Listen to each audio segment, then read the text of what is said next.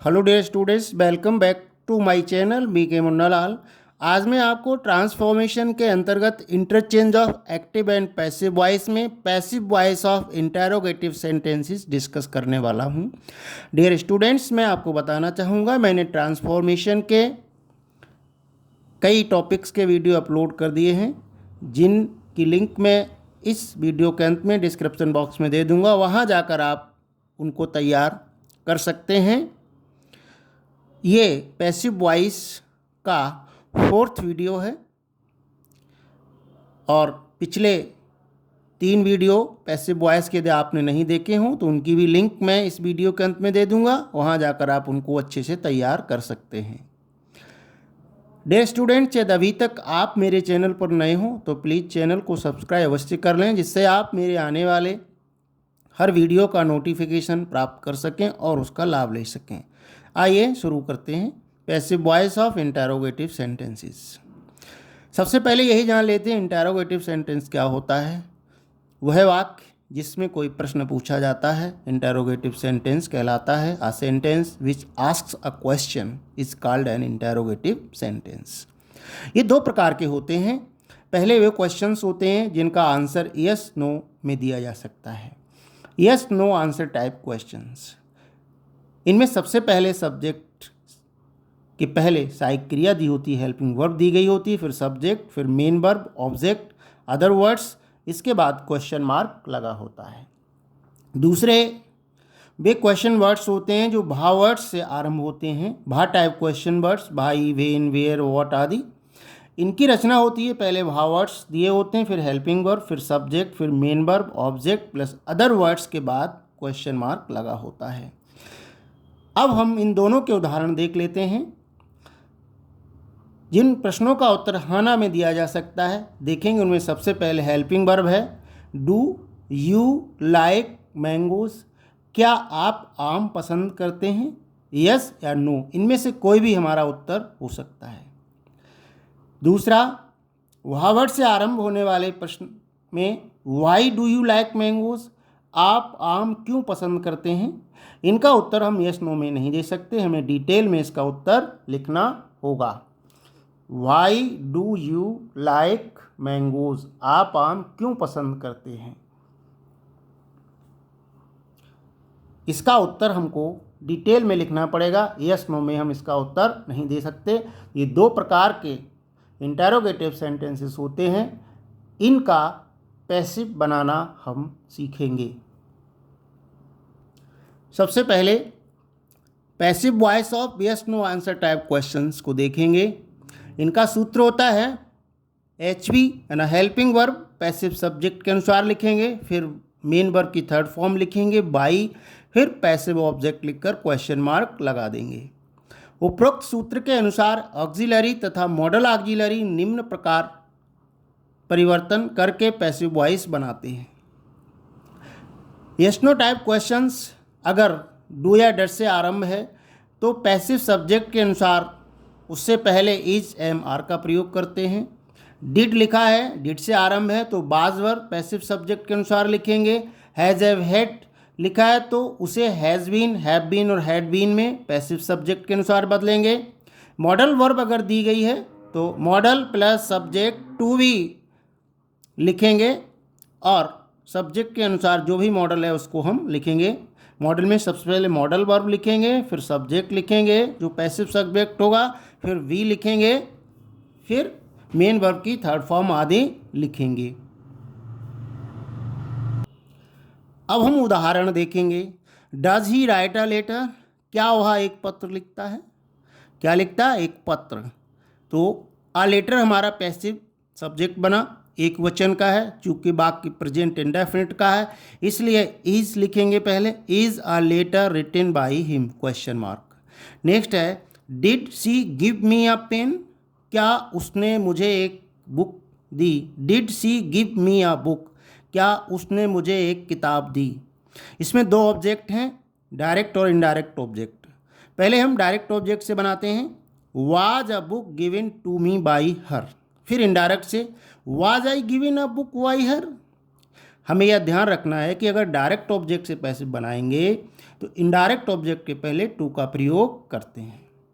Next sentence है has he done his homework, passive बनेगा has his homework been done by him. Next है will you write a story, passive बनेगा will a story be written by you. Modal verb से आरंभ में अगर कोई वाक्य can someone fly an Indian flag at home, क्या कोई भारतीय झंडे को अपने घर पर फहरा सकता है, पैसिव बनेगा can an Indian flag be flown at home, by someone आदि को छोड़ देते हैं। Have boys played a match, passive बनेगा has a match been played by boys. यहाँ हैज इसलिए आया है क्योंकि अ मैच हमारा पैसिव सब्जेक्ट है, सिंगुलर नंबर में है। विल सेवेंथ वाक्य will nobody help the poor, passive बनेगा will the poor not be helped. ध्यान देना है हमें, समबडी, नोबडी, वन, वंस आदि को वाक्य के अनुसार हटा देते हैं। अब हम पैसिव वॉइस ऑफ वाह टाइप क्वेश्चंस को देखेंगे। वाह वर्ड्स में वाई है, वेन है, वेयर और हाउ तथा हु, हुम, what, how much, how many आदि होते हैं। इन शब्दों से आरंभ वाक्यों का पैसिव वॉइस हम निम्न सूत्र के अनुसार बनाते हैं। सबसे पहले वाह वर्ड लिखेंगे जो दिया गया है, फिर हेल्पिंग वर्ब पैसिव सब्जेक्ट के अनुसार लिखेंगे, फिर सब्जेक्ट लिखेंगे, वर्ब की थर्ड फॉर्म आएगी, बाई लिखेंगे, पैसिव ऑब्जेक्ट लिखेंगे, फिर अदर वर्ड्स लिखकर क्वेश्चन मार्क लगाएंगे। इसके बाद जो हु है उसको बाई हुम में बदला जा सकता है, व्हाट को वाई व्हाट लिखा जाता है जब ये सब्जेक्ट के रूप में यूज़ होते हैं तब, और फिर हेल्पिंग वर्ब पैसिव सब्जेक्ट के अनुसार लिखेंगे, मेन वर्ब की थर्ड फॉर्म लिखेंगे, पैसिव ऑब्जेक्ट लिखेंगे, अदर वर्ड्स लिखकर क्वेश्चन मार्क लगा देंगे। उदाहरण से अब हम समझते हैं।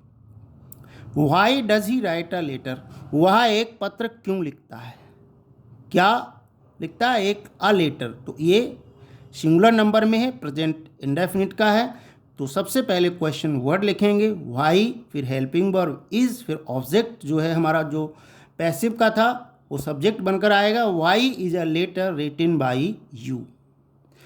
चूँकि यू यहाँ पर नहीं आएगा हमें इसमें हिम लिखना पड़ेगा, चूँकि हमारा जो एक्टिव वॉइस का वाक्य है उसमें ही आया है, इसलिए हमें यहाँ पर हिम लिखना होगा। तो हम यहाँ पर पैसिव ऑब्जेक्ट की जगह हिम का प्रयोग करेंगे। ये हमने लिख दिया हिम और क्वेश्चन मार्क लगा दिया, इसको हमने क्रॉस कर दिया। नेक्स्ट है where do they buy the books, passive बनेगा where are the books bought by them.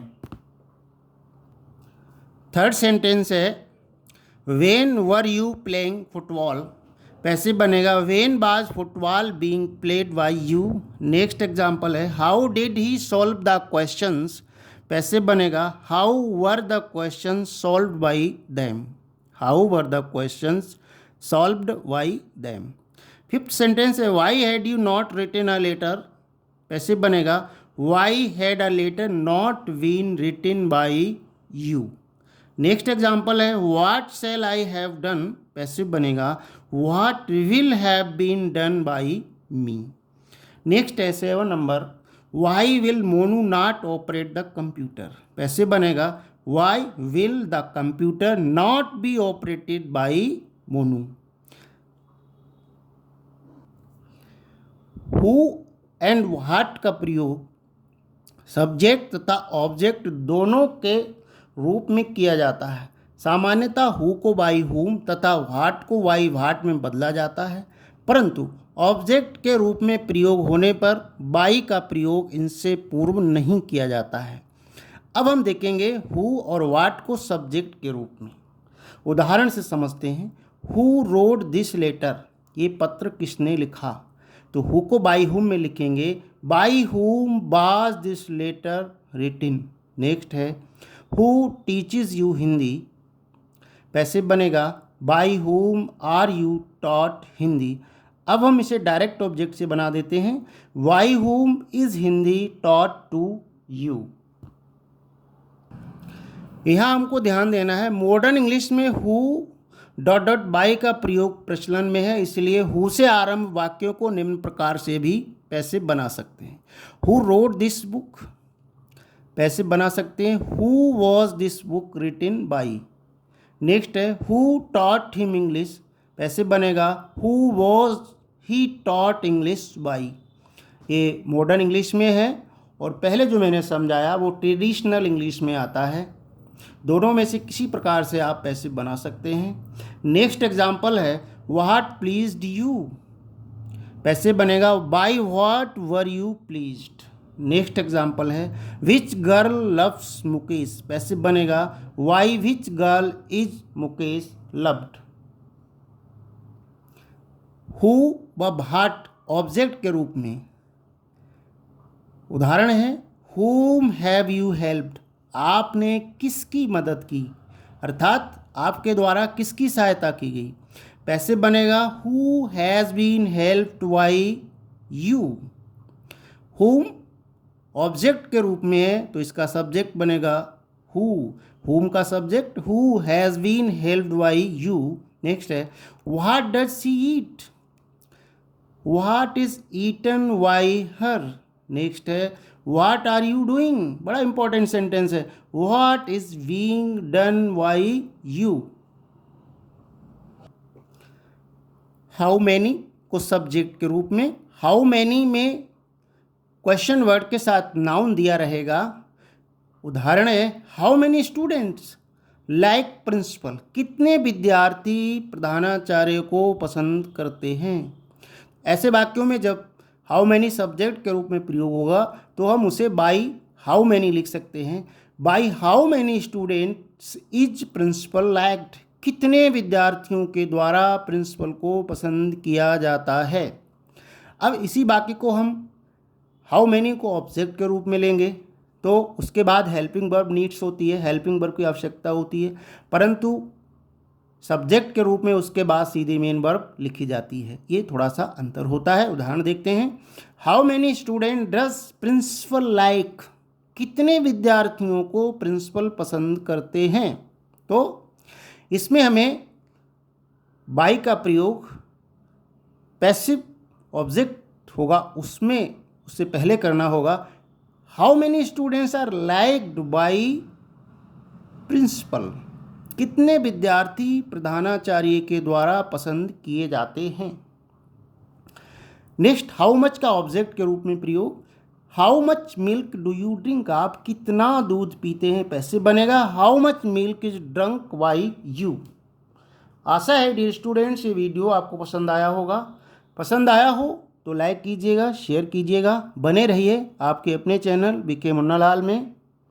Thanks for watching, फिर मिलते हैं एक नए टॉपिक के साथ। Thanks for watching once again.